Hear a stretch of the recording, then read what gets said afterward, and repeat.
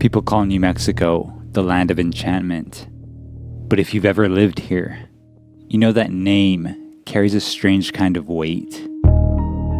There's something about this place that feels older than the towns built on it. Older than the highways cutting through miles of open desert. New Mexico is beautiful in a way that almost feels untouched. But it's also unsettling. Out here, the land stretches so far and so silent that it feels like it's holding on to stories that no one has fully told yet. People who live here will tell you the same thing if you ask them long enough. Strange things happen here. Lights drifting across empty skies. Stories passed down through families about encounters no one can quite explain. There's a reason folklore, hauntings, and sightings seem to grow naturally out of this desert. Because here, the line between ordinary and unexplainable doesn't always feel thick. Just to the east of the Oregon Mountains, resting quietly along the edge of the city of Alamogordo, sits White Sands. Miles of endless, blinding desert, where people have reported seeing things that defy reality. Lights in the sky, objects that move in ways they shouldn't, and moments that don't fit clean explanations. Yeah, some of them, like the ones I sent you, will go pretty fast. I mean, you see them from 1 second, the second minute, you see them gone instantly. They're like fast. I mean, we've been seeing UFOs for the past 100 years in here in America. I mean, we've seen UFOs everywhere across the state, like Paso, Texas, for example. Like, the question is, what their purpose? Because I feel like so many people have been seeing crap ton. I mean, UFO has been decorated ever since the 60s, 40s. For example, during World War II, like, British aircraft seeing 2 UFOs. Like, the hell is that? They thought it was German planes coming. No, 2 UFOs. Right next to the plane, they're like, the crew came home, told their family, the hell is this? And the government told them to shut up. Don't talk about it. See, that was the problem. Our government tells us to shut up and keep this to ourselves. Well, as human beings, we speak up, we tell these things what the hell happened, so to speak. One tip I want to say is, if you're curious about seeing UFOs, one more tip, look up in the sky and you will thank me. Because there's a lot of stuff you don't see these days, so to speak. If you look at the sky, you see something moving, you can't tell what it is. It's a UFO. But not every strange experience in New Mexico happens above you. Some happen right in front of you. And in the spirit of my last couple of videos, stories shared by people I personally know, I decided to tell the few paranormal and unexplainable stories that feel closer to home.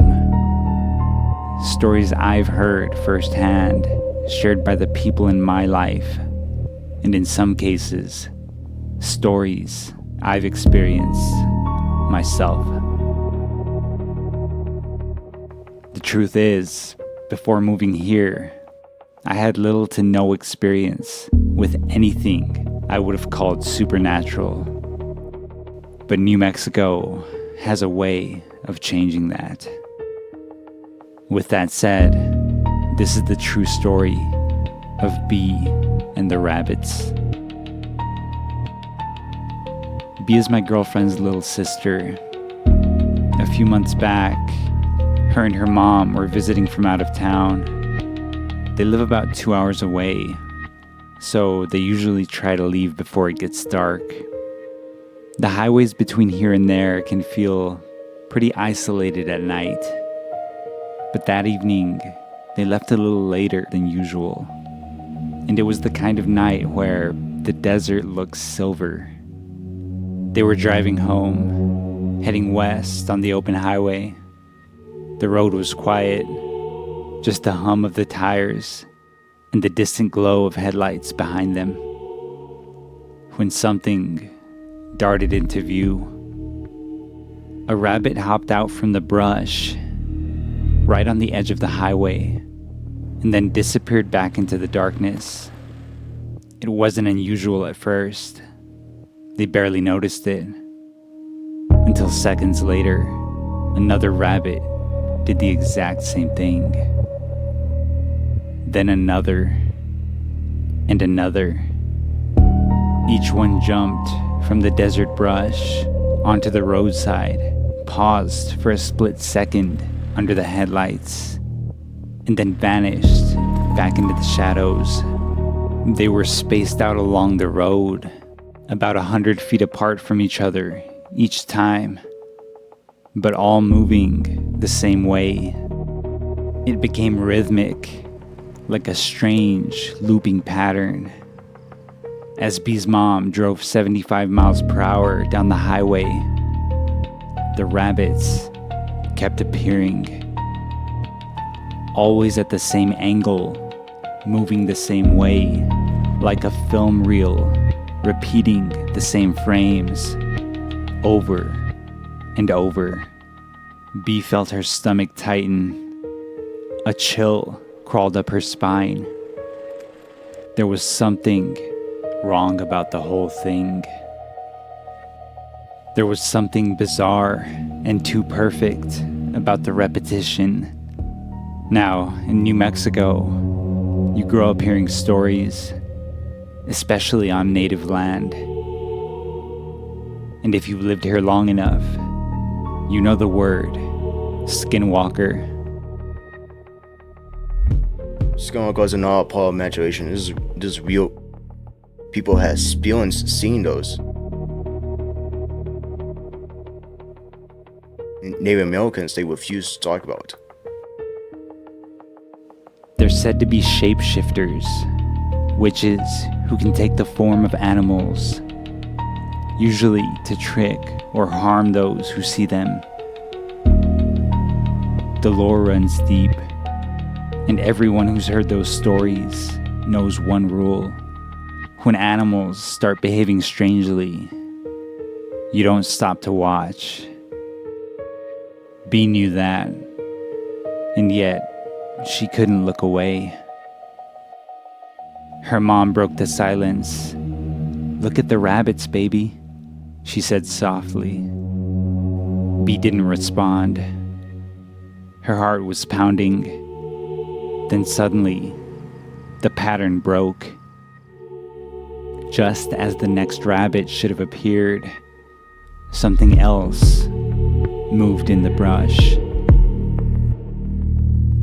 The headlights caught it only for a second, but that second was enough.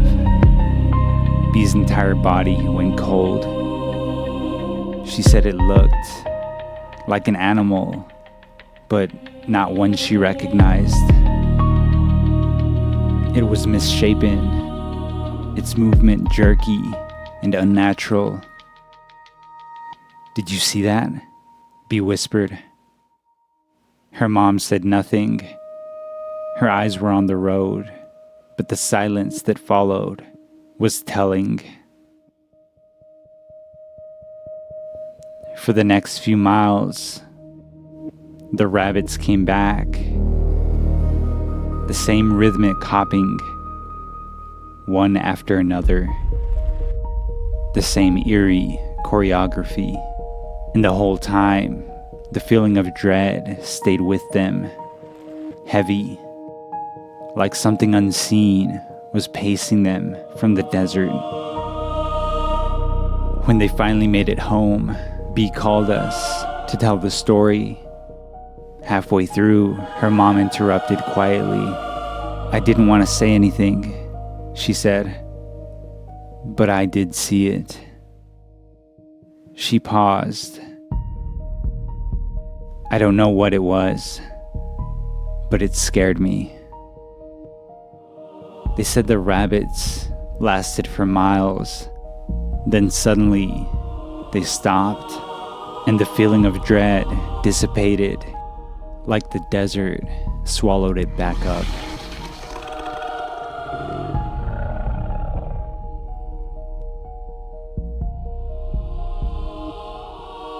Do you have a creepy true story that you want the world to hear? Tell me in the comments below.